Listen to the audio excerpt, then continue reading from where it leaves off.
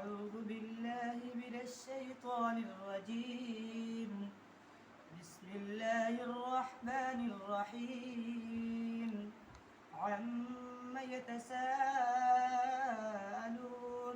عن النبأ العظيم الذي هم فيه مختلفون كلا سيعلمون ثم كلا سيعلمون.